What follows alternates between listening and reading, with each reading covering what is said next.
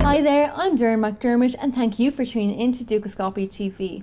Well, agriculture employs more than 1 billion people in the developing world. Now, to discuss this with me today, I am joined by Ralf Peters, and he is an economist at UNCTAD here in Geneva. Ralf, so you have been working on this book with the ILO. Now, it's called Shared Harvest, and it looks at agriculture, employment, and of course, trade. Now, first of all, can you tell me more about this book and how agriculture trade actually has an impact on the labour markets in developing countries? Hello, thanks for having me. More and more trade has been increasing for decades. So many more jobs are affected by trade these days.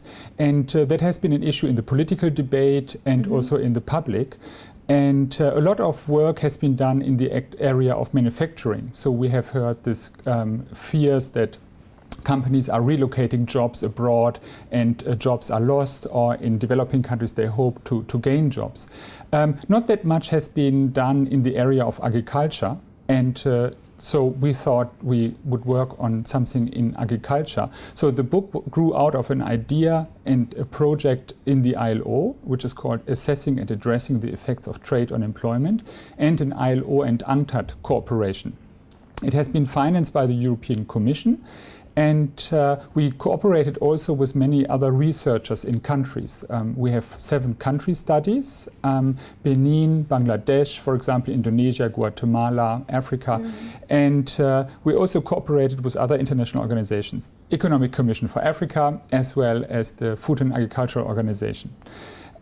In this book, we have, as I said, 7 regional and country-specific sectors, and then we have 3 global chapters where we look all into the area of trade in agriculture and the impact of employment. One of the findings that we have is it really matters with whom you trade. So, for example, Mexico. Mexico's trade is about 80% with the United States. So the United States has certain advantages in producing some agricultural goods, for example, maize and other cereal products, while Mexico is good in producing fruits and vegetables such as tomatoes. So if they trade more with each other, then obviously more of those products that the US produces flow south and more tomatoes flow north. So that causes adjustment costs. So it matters with whom you trade. That's one of the main findings of the book. Thank you. And what are your main concerns in terms of agriculture employment? And of course, what type of policy changes would you like to see take place? Well, one of the issues is that many farmers in developing countries are not connected to markets, even to regional markets. So obviously here we have policies for the infrastructure that are very important. Another issue is that farmers in developing countries are often relatively unproductive. So, for example, least developed countries, that's the group of 48 poorest countries in the world. There we have about 72% of employment in agriculture, but these contribute only 32% to the gross domestic product in these countries. So one of the consequences is that obviously wages are very low and working conditions are very poor. So improving the productivity in these countries would be very important. Another issue is many employment in developing countries is in the informal sector. They lack any social protection. So addressing this issue would be another important issue to be addressed. And can you tell me how changes in food security, productivity, rural-urban migration, skills and so on has an effect on the relationship between trade and employment in the agricultural sector?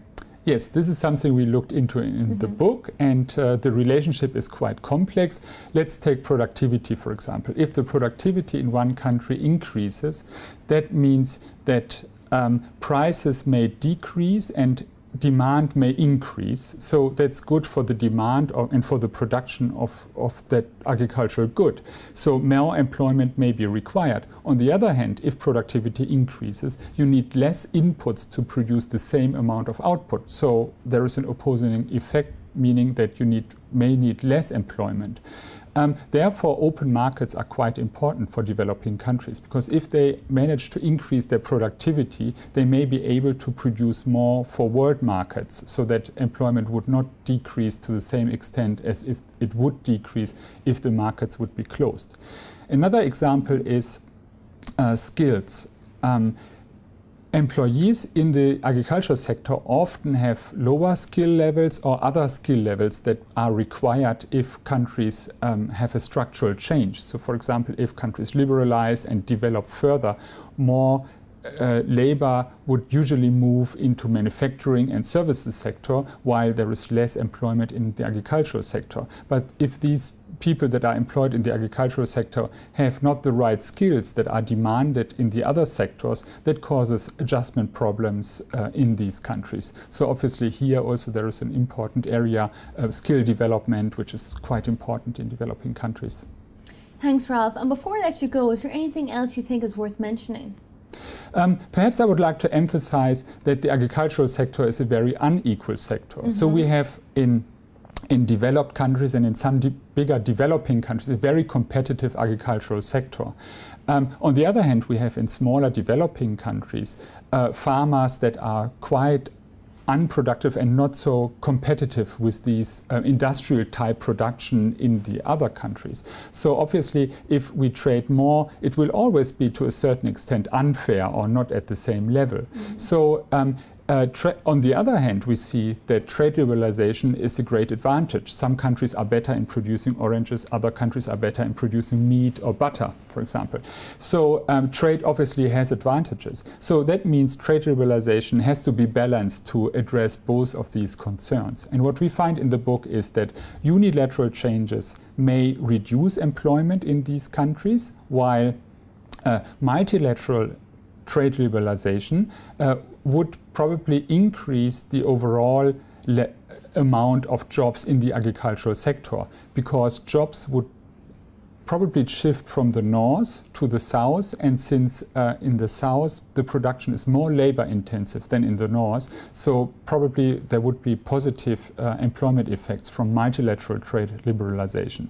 So this is something that we found in the book and which, should address these trade distortions that we find in agriculture. So we have subsidies and high tariffs, but as I said, it should be addressed in a balanced manner to address all the concerns that the stakeholders have in agriculture.